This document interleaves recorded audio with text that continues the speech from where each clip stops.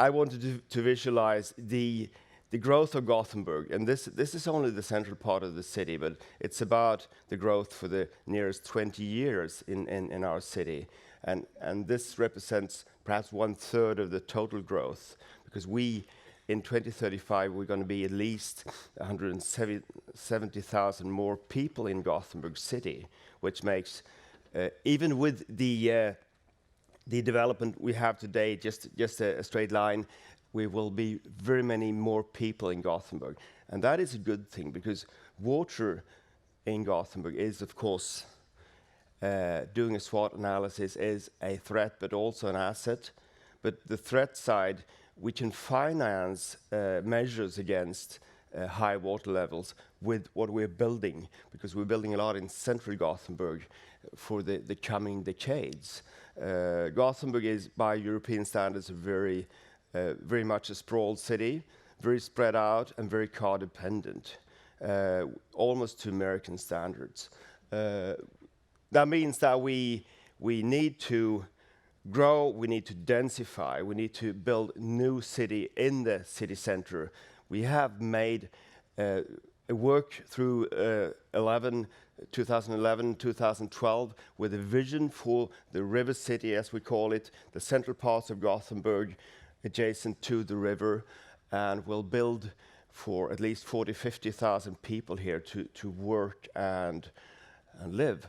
So we have a great task before us, and most of those lots here along the river are very close to the water, and even the historic city is, with the calculated highest water levels of this century, will end up with water perhaps 3 meters over the ground floor of some of the buildings here in the center. So we need to protect ourselves, and many other people are going to talk more about that. But the good thing is we have a lot of land, and it's city owned, and we can build on it. That's the message. And we also have a steady development of Gothenburg, people moving in, people getting born here, of course, so we have a steady growth since at least 20 years, which is also a good thing.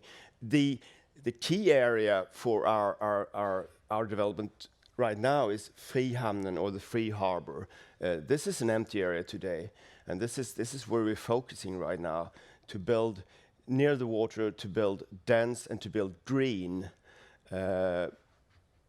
This is a new park by the water, 10 hectares. We will have an international competition on this park to make it something different from the parks we already have in the city. We have wonderful parks, but we need something that is perhaps more interactive, more close to the citizen and all kinds of citizens, where you feel welcome, where we can have an activity park or just a park to be in.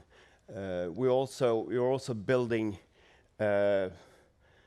on the south side here. We have a ferry harbor here today, like 12 rows of trucks standing parked here most of the time, which is of course not a good thing in the long run. Now the ferry company is moving away, and we are developing this with an international competition on an urban competition here right now. We also have a tower, which will, when built, be the highest tower in the Nordic countries.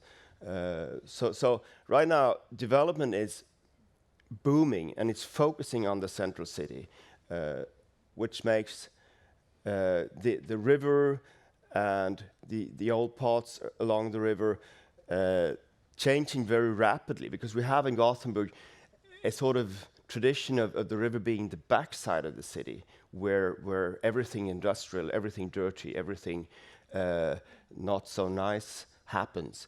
This has been changing rapidly. We have, from the 90s, developed the river shore in these parts, and now we are moving to the even more central parts of the city. This is just, if we, with a bridge or a connection over here, we have only like 2-3 minutes walk from here to get to the new city on the north side of the river.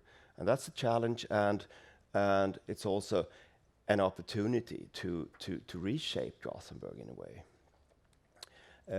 We are also thinking about the life of the city, because if you tear down everything and just build new areas in the central city, we will end up with a less functioning city, because we need the old houses, the cheap square meter where culture and industry can thrive.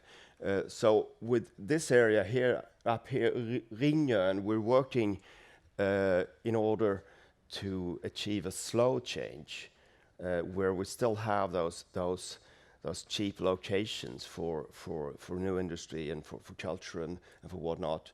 This is very important for a city to have, so that don't end up with only luxury apartments and luxury retail in the city center. This makes for a less livable, more single-use city. We're also working very much with pedestrian and bicycle connectivity in the city. So we say that we need to make these areas here, the existing areas, connected directly to the city in a safe and attractive way, so that we have a city that is linked together all the way. It's not what happens today in Gothenburg. So when we're talking about a sustainable city, and we're talking about a sustainable city by the water, we don't have that sustainable city today, but we need to, perhaps in 20 years, if we work this direction, we'll have a more sustainable city, a city that will perhaps be easier to live in, and also a city with less car dependency. But doing this, we will have to also meet the demands of the citizens in Gothenburg, because talking about water as a threat is easy. That you can see and you can measure, and you can so to speak, respond to it in a scientific way. But water as an asset is something that we have started working with in Gothenburg now. The inner waterways of Gothenburg are a very attractive environment that we have mistreated badly during the past years. We are parking by the canals. We are not using the central canal of Gothenburg the way it should be used. It's mostly traffic and not so much people by the water. And we have very much, we did a great survey of what the people of Gothenburg wanted for the quartercentennial, and everybody said, we want to get closer to the water. So right now we're doing what we call a low line here by the central Grand Canal, and a low line meaning a probably wooden, probably floating construction where people can get close to the water and have, in those southern facing locations, have just a nice place to be, a place that doesn't cost money, a place that doesn't demand that you are dressed a certain way, or where everybody can feel they belong to the city. So we have done a competition on this now, and we'll try to implement parts of it coming summer in order to make Gothenburg a more inviting city and invite people to stay close to the water. We have a small stairs here right now, Lejontrappan, the lion stairs, that are very well used by the citizens. A sunny day, everybody is here, so we need more spaces of that kind of neutral and inviting character. I don't know how much time I have here. 1 minute, yes, okay, so I'll just round off. Excellent. So basically, what I want to say to you is, yes, the water is a threat in Gothenburg. It is a problem, but it's also our greatest asset.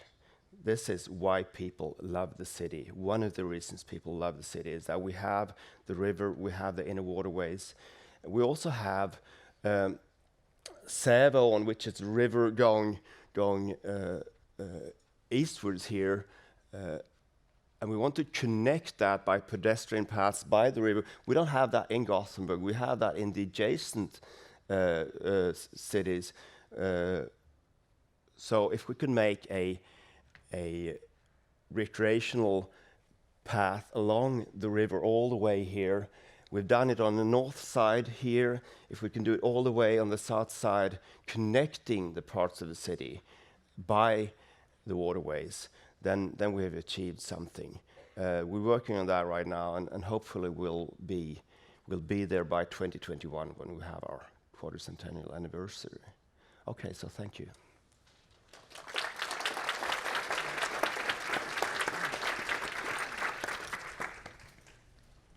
Thank you so much, Bjorn. Question to Bjorn? Important questions, or not so important. Any question? I was just thinking, what's making Gothenburg so special? Well, I would say definitely the people, because the people of Gothenburg are the friendliest people of Sweden. I don't come from here, so I can say that without punity. I moved to Gothenburg 30 years ago, and I've never seen a reason to leave this city, because the people of Gothenburg are very friendly, very open to the world. The city per se, what we built in the past war era, is perhaps not so inviting and not so friendly in all parts, but we will change that now. So basically, I'd say the people, yes. Good answer. I've been living here for 69 years, and I haven't found any reason for leaving Gothenburg. No. And I have 4 kids that are from here now, so probably stuck. Okay, thank you very much, Bjorn. Thank you.